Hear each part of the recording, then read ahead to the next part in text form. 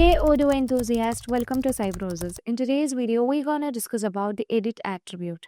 The edit attribute shows that whether the user can change current record in the custom form view of Odoo, and when you set it as false, the form view becomes read-only for existing records, preventing any changes to the field. And this will be useful when the records should not be editable once they have been created or imported from another platform.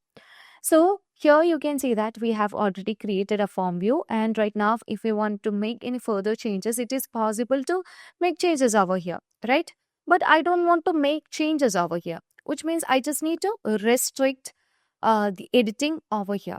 So here we have an attribute called edit, and when the attribute edit is set to false, this becomes read only and we cannot make further changes in the existing record. So let's move on to the PyCharm. And in the PyCharm here, you can see that we know the edit attribute is an attribute of form. So the edit attribute will be given under the form tag. So here I'll be setting it as edit equal to false. So if you want to just do the editing, then you can set it as edit equal to true. Then that will be allowing you to make changes in the records. So let me the changes that we have made. So once it's been set, you can move on to the app, and from here we just need to load every changes that we have made in the XML file into the database. So it is mandatory to upgrade the module. So once it's set, you can see that the module will be we will be automatically redirecting into the module.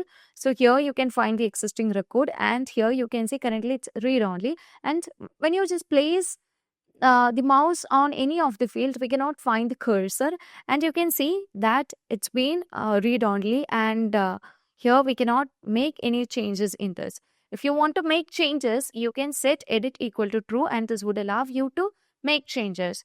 So that's all about the edit attribute in form view. And if you find this video informative, please do like, share and subscribe our channel. If you want Odoo customization, Odoo implementation and Odoo tutorial videos, feel free to contact Cybroses. As always, stay awesome and thank you for watching the video.